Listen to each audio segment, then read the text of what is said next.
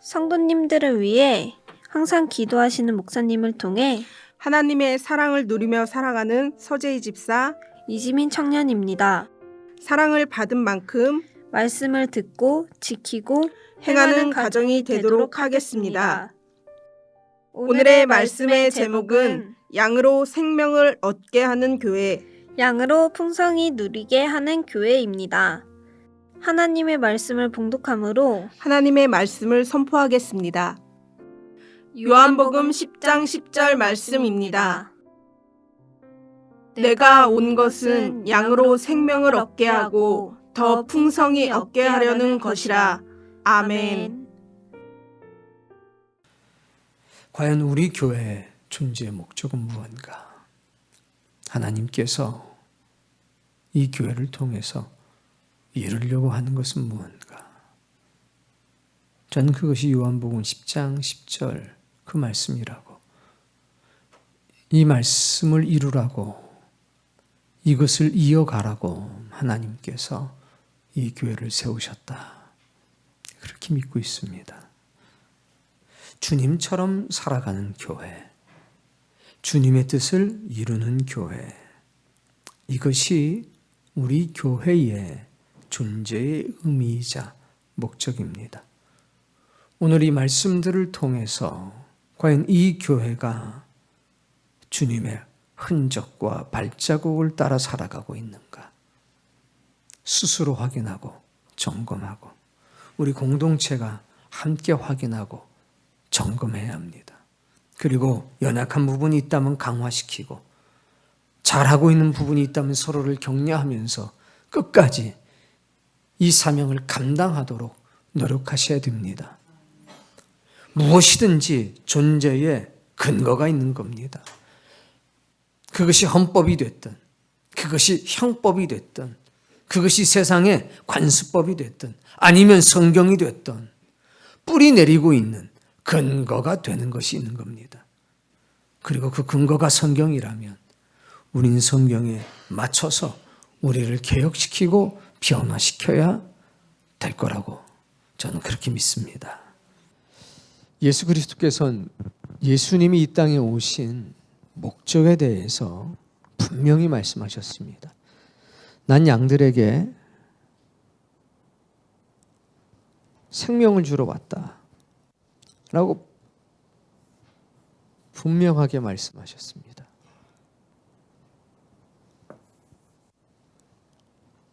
생명을 주러 오신 예수님, 과연 그 생명을 주신다고 하는 게 어떤 의미인가?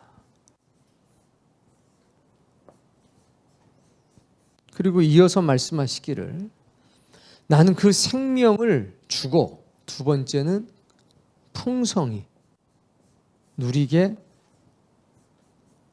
하려고 왔다. 두 가지입니다.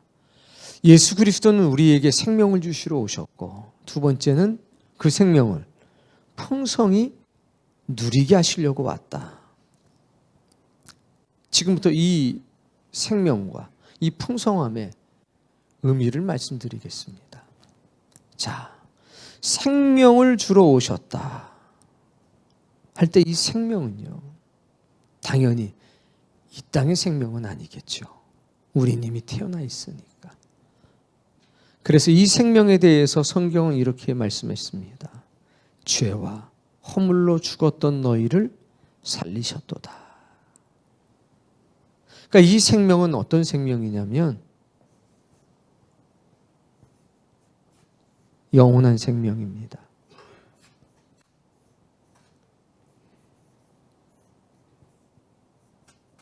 영원한 생명.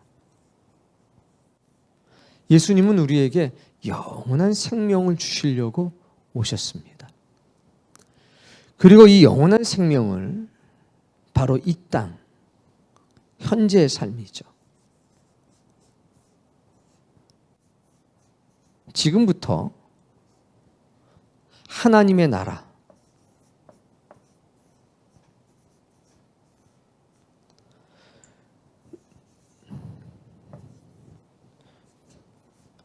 누리게 하시려고 오신 겁니다.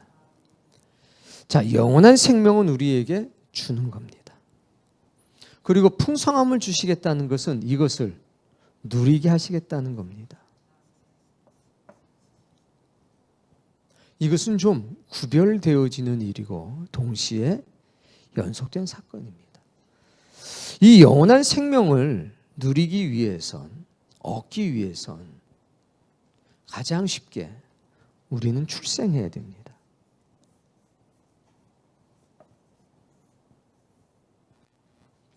태어나야 된다는 거죠. 그럼 이 생명을 얻게 되는 겁니다. 출생. 갓난아이가 태어났습니다. 생명을 얻은 거죠. 그 다음에 갓난아이가 갓난아이로 계속 있는 것이 아니라 이 아이가 자라납니다. 자라나는데 출생한 뒤에 이 아이가 자라나는데 자라날 땐 이미 모든 것이 다 갖춰져 있습니다. 이 아이가 출생한 뒤로 성장이라고 하는 과정을 겪는데 단순히 몸만 커지는 게 아닙니다. 이 아이는 몸이 자라나는 것과 동시에 양육을 받고 돌봄을 받고 교육을 받습니다. 돌봄은 이 아이가 잘 자랄 수 있도록 먹여주고 입혀주고 재워주는 겁니다. 그게 돌봄입니다. 양육은 이 아이가 사람답게 살아갈 수 있는 방법을 알려주는 게 양육입니다. 무언가를 발명하고 창조하는 게 아니라 이 아이가 사람답게 사람으로서 모든 것을 누릴 수 있게 하려면 기존에 만들어져 있던 모든 것들을 사용하는 방법들을 배워야 합니다. 그래서 몸만 커가는 게 아니라 몸도 자라는 것과 동시에 한 인격체로서 모든 것을 누리고 잘 살아갈 수 있도록 끊임없이 배웁니다. 계속해서 배우죠. 그래서 우리는 그것을 양육 혹은 교육이라고 얘기합니다. 그것을 통해서 비로소 뭐 하는 거예요? 누릴 수 있는 겁니다.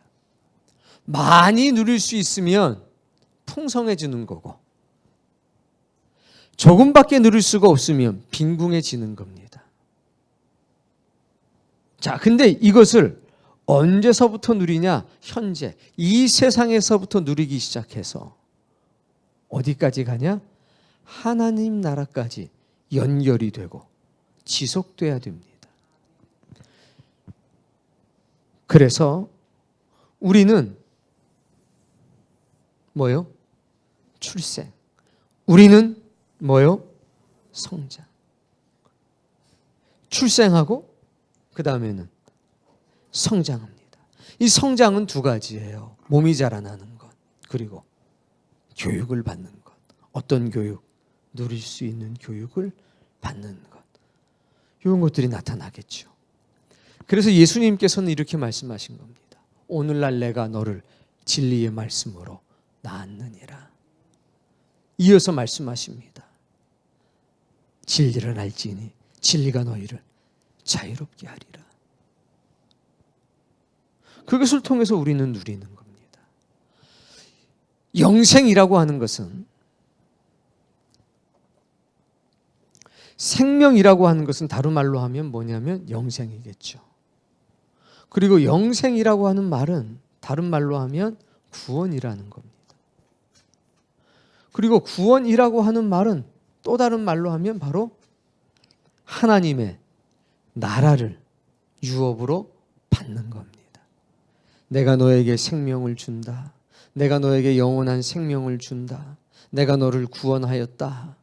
내가 너에게 하나님의 나라를 선물하였다. 똑같은 말입니다. 그러면 그것을 풍성하게 누린다는 이야기는 너는 지금부터 영원한 생명을 누리게 될 것이고 넌 지금부터 구원을 받은 것이고 넌 지금부터 하나님의 나라를 유업으로 받게 되는 거야. 이 얘기하고도 일치가 되는 겁니다. 이것을 잘 기억하시고 말씀을 하나하나 살펴보도록 그렇게 하겠습니다. 자, 출산이라고 하는 것은 태어나는 겁니다. 그러니 이것은 저절로 되는 건 아닙니다. 어떻게 아이가 저절로 태어나겠습니까? 양육, 누림도 마찬가지입니다. 저절로 누릴 수 있는 것은 없습니다. 여기에는 무언가 역사가 있습니다. 하나님의 섭리가 있다는 겁니다. 자, 출생은 생명을 얻는 것이고 풍성함은 독립된 인격체로서 주어진 것을 누릴 수 있도록 하는 겁니다. 자, 그럼 먼저 출생에 관해서 말씀드리겠습니다. 생명을 얻는 것. 그게 실제적으로 무엇겠느냐. 디모데후서 4장 2절 말씀에 보면 이런 말씀을 주셨습니다. 너는 말씀을 전파하라. 때를 얻든지 못 얻든지 항상 힘쓰라. 범사의 오래 참음과 가르침으로 경책하고 경계하며 권하라. 이렇게 말씀하셨습니다. 뭐 하라는 겁니까? 전도하라는 겁니다. 출생이라고 하는 것은 죄와 허물로 죽었던 우리를 살려주는 겁니다. 즉 거듭나는 거고 영적으로 다시 새롭게 태어나는 것입니다. 근데 이 출산은 한마디로 말하면 전도와 회심이라는 겁니다. 성경은 계속해서 말씀합니다. 영생의 소망을 인함이라. 이 영생은 거짓이 없으신 하나님께서 영원하신 전부터 약속하신 것인데 자기 때에 자기 말씀을 전도로 나타내셨다라고 합니다. 이게 뭐냐? 계속 낳는 겁니다. 생명을 주는 겁니다. 즉 영적으로 본다면 출생을 시키는 겁니다. 내가 너에게 생명을 주겠노라 라고 하는 말씀은 내가 너를 전도하였노라 라는 말씀과 동일한 겁니다. 고린도전서 1장에는 이렇게 말씀하셨습니다. 하나님의 지혜에 있어서는 이 세상이 자기의 지혜로 하나님을 알지 못하므로 하나님께서 전도에 미련한 것으로 믿는 자들을 구원하시기를 기뻐하셨도다. 우리가 구원받는 것, 새 생명을 얻는 것 유일한 방법은 딱 하나밖에 없습니다. 전도입니다. 전도는 하나님이 사람에게 무언가 말씀하시는 것인데 항상 사람을 통해서 사람에게 나타나는 겁니다. 예수님께서 내가 너희들에게 생명을 주러 왔노라. 그래서 하신 게 뭐냐? 전도하셨습니다. 다른 마을로 가자. 내가 저 마을에서도 전도해야 되리니 아버지께서 나를 보내신 것은 바로 전도하기 위해서다. 그래서 우리는 끊임없이 전도를 해야 합니다. 그래야 태아를 임신할 수 있고 태아를 출생시킬 수 있는 겁니다. 그리고 끊임없이 회심하게 해야 합니다. 그래서 전도와 회심은 한 세트고 그것이 생명을 얻는 유일한 길이라는 겁니다. 회심할 수 있도록 마음의 문을 끊임없이 두드려야 합니다. 교회 안에 있는 불신자도 있습니다. 교회 바깥에 있는 불신자들도 있습니다. 그래서 우리는 끊임없이 전도하고 끊임없이 회심해야 합니다. 무엇으로 두드립니까? 진리입니다. 복음입니다. 때를 얻든지 못 얻든지 복음을 전해야 하는 겁니다. 사랑하는 성도님, 그래서 우리 교회는 때를 얻든지 못 얻든지 전도하는 교회가 되었습니다. 지금 이 자리에 앉아있는 여러분, 끊임없이 여러분에게 복음을 전했던 누군가가 있습니다. 왜 그랬을까요? 본질은 한 가지입니다.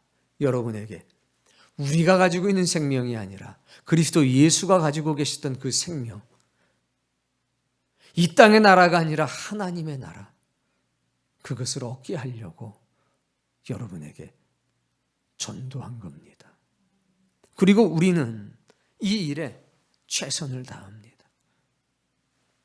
계란을 사서 포장을 하고 그림을 그리고 그것을 나누어 주는 것, 떡을 만들어서 떡을 나누어 주는 것, 붕어빵을 만들어서 붕어빵을 나누어 주는 것, 이것을 만들고 저것을 만들고 나누어 주는 것, 거기에 시간을 쏟고 거기에 재정을 쏟고 거기에 우리의 모든 마음을 쏟는 것. 그래, 계란 15,000개 돌려가지고 누가 왔냐? 쿠키 10,000개 돌려서 누가 왔냐? 그래, 붕어빵 나눠주고 누가 왔냐? 거기 들어간 돈이 얼만데 누가 왔냐? 그래서 하나라도 돌아온다면 감사한 것 아닙니까? 우리가 3,000만 원을 쓰고 5,000만 원을 쓰고 1억을 썼는데 그래서 1명이 돌아오고 2명이 돌아온다면 감사한 것 아닙니까? 그 생명의 값어치를 어찌 돈으로 환산할 수가 있겠습니까? 때를 얻든지 못 얻든지 너희는 말씀을 전하라. 영생의 소망이 있다면 그리하라. 생명은 전도 말고는 다른 것으로 주어주는 법이 없습니다. 그래서 우리는 봄, 여름, 가을, 겨울 가난하든지 부유하든지 질병이 창궐하든지 평안하든지 상관이 없이 우리가 할 수 있는 만큼 최선을 다해서 복음을 전하는 겁니다. 여러분, 이거 절대 잊어서는 안 됩니다. 말씀은 달콤하지만 그 달콤한 말씀이 이 땅에서 이루어질 땐 처절한 겁니다. 그래서 생명은 뭐냐? 전도와 회심이 바로 생명을 얻게 하는 유일한 것이라는 것을 꼭 기억하시기 바랍니다. 두 번째는 풍성함에 관해서입니다.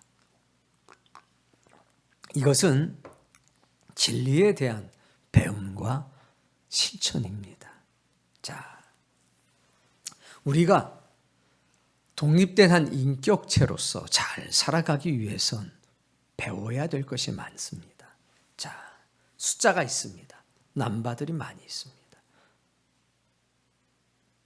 근데 숫자들이 있으면 뭐 합니까? 숫자를 사용하는 법을 배워야죠.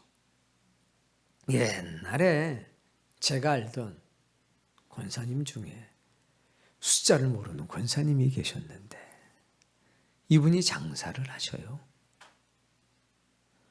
생각을 해보세요. 숫자를 몰라요. 그런데 뭐 한다고요? 장사를 어떻게 할까요? 물건을 받고 또 물건을 팔아야 되잖아요. 근데 숫자를 몰라요. 그때 장사를 하셔요.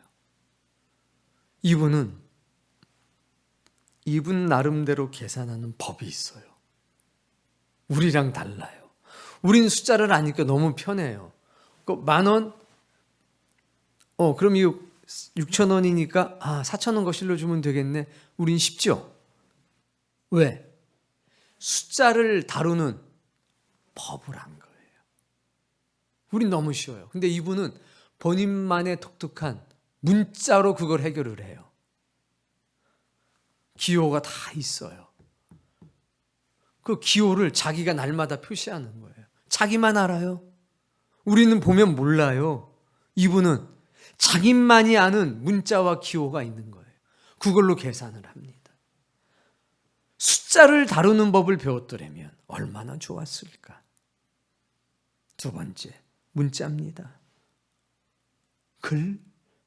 기억을 다루는 법을 알고 알을 다루는 법을 알면 우리는 소통할 때 얼마나 편리합니까?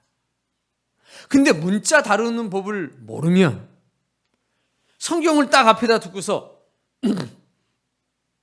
하얀 거는 종이고 까만 거는 글씨네. 나는 까막 눈이야. 못 봐서 해독이 안 되니까. 즉, 그 문자들을 사용할 수 없으니까. 그래서 문자를 사용하는 법을 배워야 됩니다.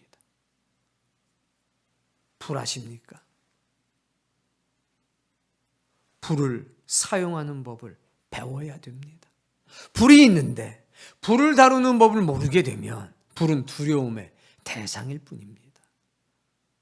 어떤 자매는 가스레인지를 못 켰습니다. 이유는 불이 무서워서.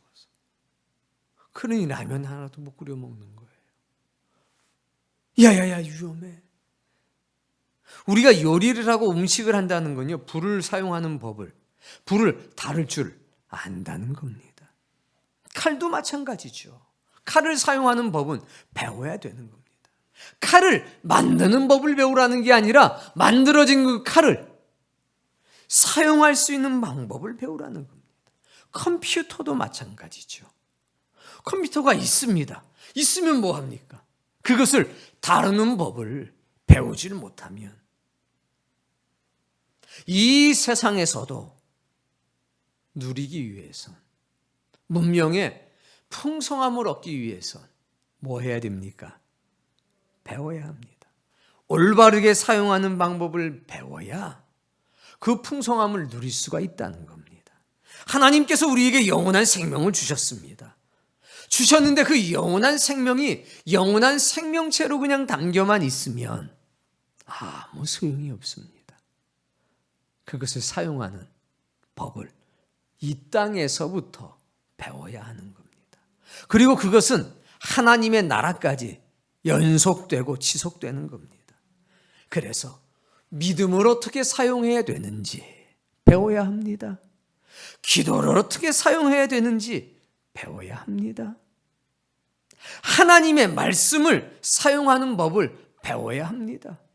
그렇게 됐을 때 신구약 성경 66권 그리고 1189장이라고 하는 성경의 말씀이 나에게 부요함을 가져다 주고 나에게 풍성함을 가져다 주고 나에게 기쁨을 가져다 주는 겁니다. 그러나 이 말씀을 사용하는 방법을 모르게 되면 이것은 무거운 책이 되고 부담스러운 책이 되는 겁니다. 여러분, 전도를 받아서 회심, 하나님의 마음을 갖게 됐습니까? 그렇다면 우리는 영적으로 거듭난 겁니다. 그러나 그것은 끝이 아니라 이제 시작인 겁니다. 우리의 몸이 자라나는 것처럼 우리의 영혼이 자라나는 것처럼 이제는 배워야 되는 겁니다. 빌립보서 말씀 4장 9절을 찾아서 함께 읽어보겠습니다. 자막이 나올 겁니다. 읽읍시다. 너희는 내게 배우고 받고 듣고 본 바를 행하라. 그리하면 평강의 하나님이 너희와 함께 계시리라. 배우고 받고 듣고 보고 그것을 지켜나갈 때 우리는 평강을 누리게 됩니다. 아, 하나님이 나와 함께 계시는구나. 배우는 자가 되십시오. 받는 자가 되십시오. 하나님의 역사를 보는 사람이 되십시오. 그리고 배우고 받고 듣고 본 바를 행할 수 있는 사람이 되십시오. 신명기서에는 더 놀라운 말씀이 있습니다. 31장 12절 말씀인데요. 읽어보세요. 곧 백성의 남녀와 어린아이와 내 성읍 안에 거류하는 타국인을 모으고 다 부르라는 겁니다. 그들에게 너희는 들어라. 너희는 배워라. 내 하나님 여호와를 경외하며 이 모든 율법의 말씀을 지켜 행하게 하라. 이거는 오늘날 예수님 때부터가 아니라 신명기 시대부터 구약의 시대부터 하나님이 말씀하신 겁니다. 불러라. 그리고 듣고 배우게 하라. 하나님을 경외하고 이 모든 말씀을 지켜 행하게 하라. 히브리서 4장도 똑같습니다. 히브리서 4장 12절 말씀.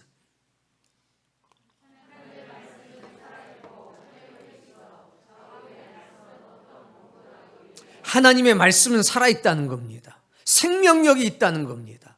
어떤 검보다도 예리하다는 겁니다.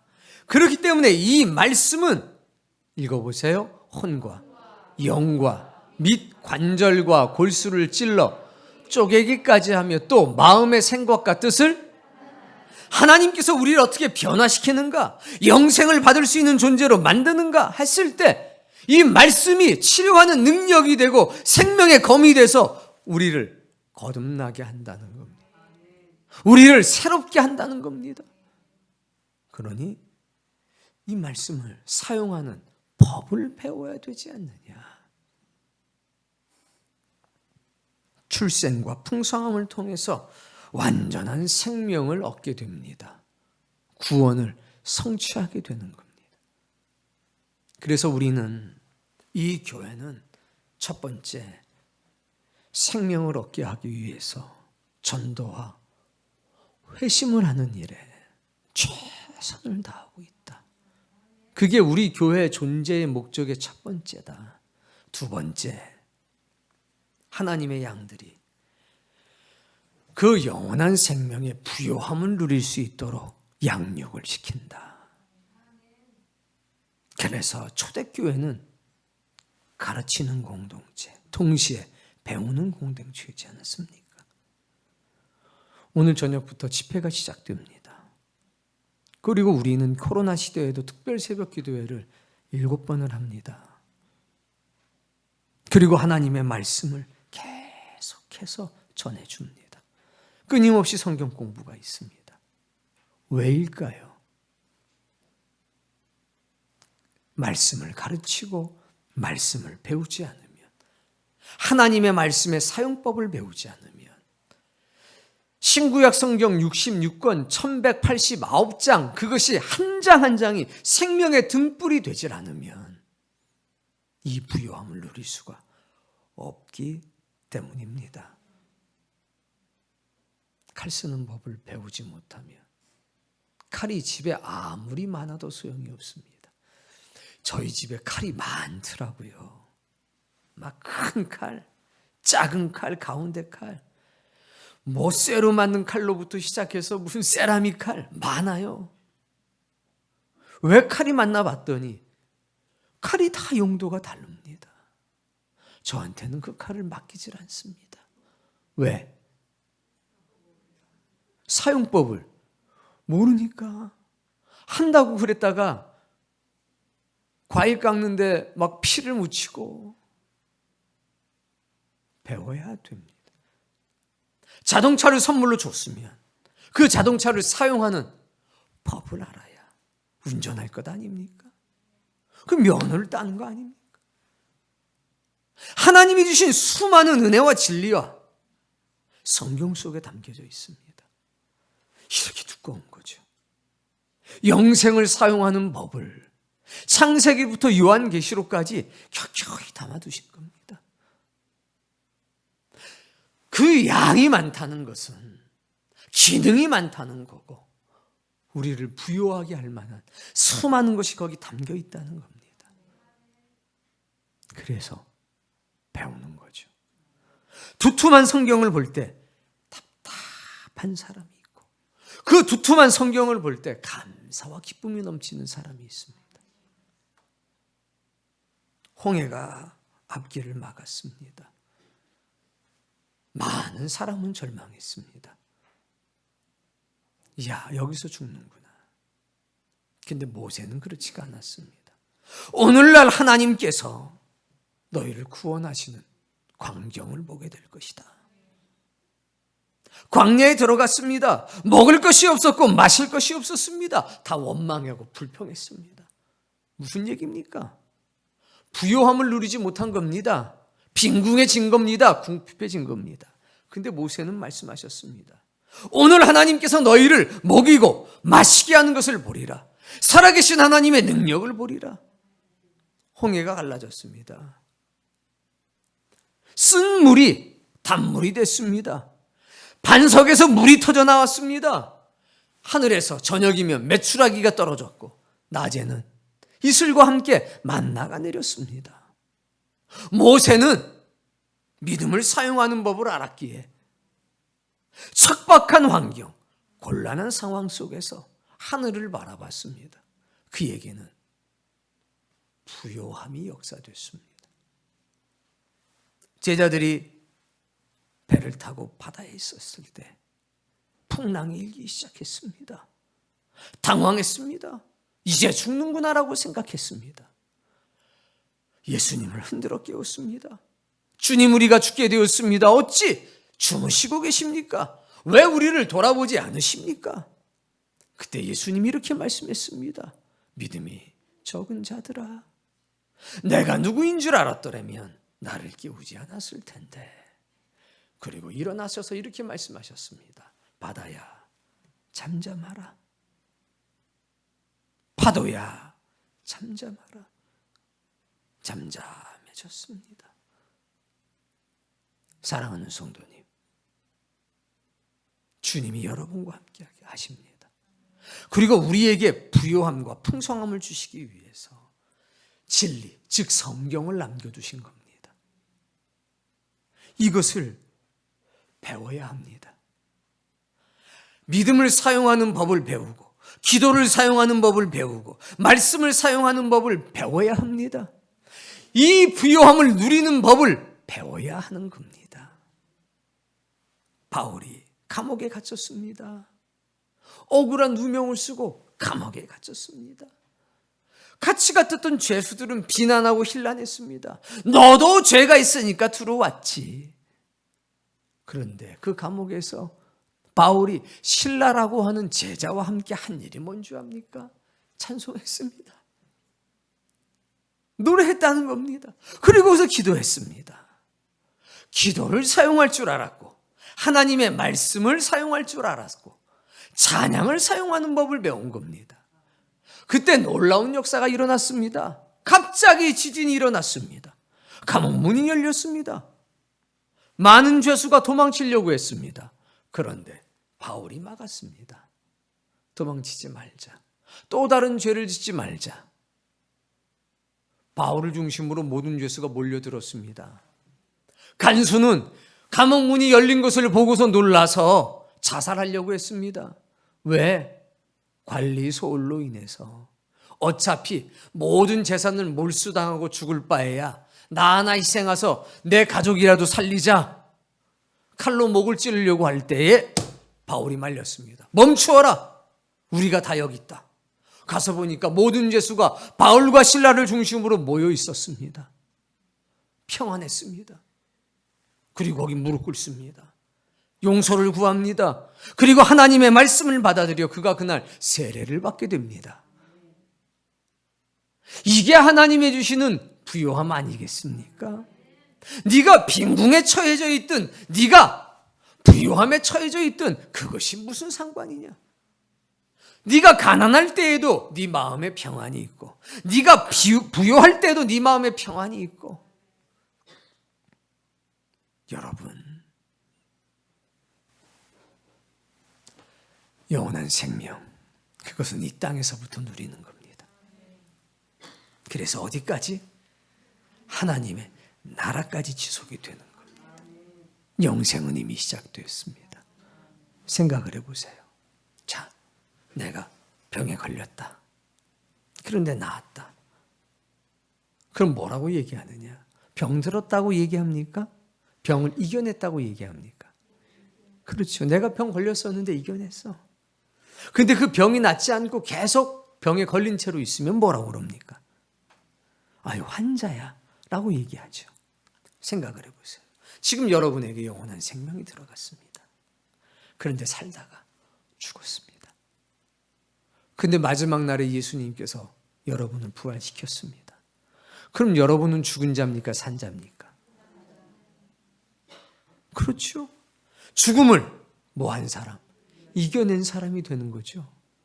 그럼 여러분은 영생을 언제부터 누린 겁니까? 처음부터 누린 거죠. 왜? 중간에 죽었어도 다시 살아났잖아요.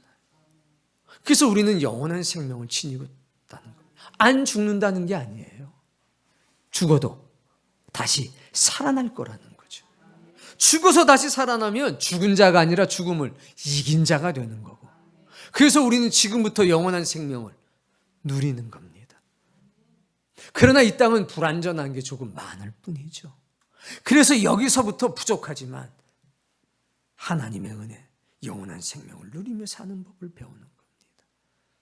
마지막으로 다시 정리합니다. 우리 교회를 세우신 목적. 첫 번째, 생명을 얻게 하려고. 그래서 전도하고, 그래서 회심을 시키기 위한 노력을 하는 겁니다. 그것 때문에 우리 교회가 세워진 겁니다. 두 번째, 그 생명을 풍성히 누리게 하려고. 그래서 우리는 진리를 알지니 진리가 너희를 자유롭게 하리라. 말씀을 듣게 하고 말씀을 배우게 하고 말씀을 지켜 행하게 하는 겁니다. 진리가 우리를 자유롭게 하기 위해서. 이 정도면 되지 않느냐? 여러분, 돈은 얼만큼 있으면 좋은 겁니까? 집사님, 돈은 얼만큼 있어야 좋은 겁니까? 100만 원? 우리 학생들에게 100만 원 주면 어떻게 될까요? 한 달에 하루 종일 웃고 다닐 거예요. 하루 종일. 대학생들에게 100만 원 주면 어떻게 할까요? 약간 좋습니다. 이제 그걸로 등록금도 내고 학비 쓸 생각하면 뭐 빠듯하겠죠. 여러분에게, 성인들에게 100만 원 주면 어떻게 합니까? 이거는요, 난리 나요. 100만 원 갖고 이거 누구 코에 붙이라고. 똑같은 돈이지만 달라요. 그래서 우리 이렇게 얘기하잖아요. 다다, 익선. 돈은요, 많을수록 좋죠. 벌써 이 얘기만 해도 몇 분들은 벌써 얼굴이 막 펴지고 눈이 조그매진 게 너무 기분이 좋아져요. 진리도 마찬가지죠. 다다익선입니다. 영원한 생명의 불이 1189개는 최소한 있어야 되지 않겠습니까? 그럼 어두움이, 두려움이 틈탈 기회가 있겠습니까? 하나님의 말씀은 내 발의 빛이라고 그랬습니다. 내 발의 등이라고 그랬습니다. 이것이 1189개가 켜져 있다면 어둠은 없습니다. 두려움은 없습니다. 떨림은 없습니다. 그래서 생명을 걸고 말씀을 가리키는 겁니다. 왜? 하나님의 주시는 영혼의 부요함은 오직 진리를 통해서만 나타나기 때문에 들은 말씀이 되면 안 되니까 지키는 말씀이 돼야 되니까 뇌에 새겨지는 말씀이 아니라 마음판 육속 신비에 새겨지는 말씀이 돼야 되니까 달려가면서도 볼 수 있고 달려가면서도 읽을 수 있는 말씀이 돼야 되니까. 사랑하는 성도님, 우리 교회는 생명을 얻게 하는 교회가 되고 싶습니다. 우리 교회는 그 영원한 생명의 부요함을 누리게 하는 교회가 되고 싶습니다. 그것을 위해서 존재하고 그것을 위해서 활동하고 살아갑니다. 이것이 하나님께서 오늘 이 교회를 17년간 존재하게 하신 이유고 목적입니다. 오늘 이것이 여러분에게도 사명이 되고 오늘 여러분들에게도 공감되어지는 증거가 되기를 원합니다.